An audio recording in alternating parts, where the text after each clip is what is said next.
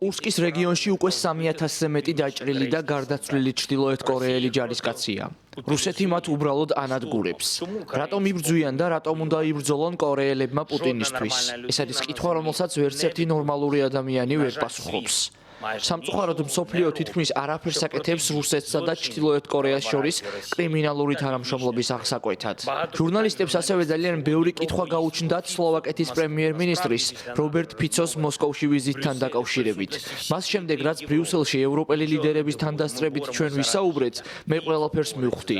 ჩვენ უკრაინელები ვიბრძვით სიცოცხლისთვის, ფიცო კი მხოლოდ ფულისთვის. მისი მოლაპარაკებები პუტინთან ბუნდოვანია და ამ ყველაფრიდან მხოლოდ პირად სარგებელს ელის. ჩვენ სლოვაკებს წარუდგინეთ ძალიან მკაფიო კომპენსაციის გეგმა, რუსული ბაზრიდან მიღებული ზარალის ასანაზღაურებლად, ტრანზიტის ალტერნატივები, ასევე გაზი და ასე შემდეგ. ჩვენ ყველაფრისთვის მზად ვიყავით, თუმცა გაურკვეველი მიზეზების გამო სლოვაკეთმა ჩვენთან არ ითანამშრომლა. ალბათ მათთვის კონკრეტულად კი ბატონი ფიცოსთვის მოსკოვთან კავშირი უფრო მომგებიანია.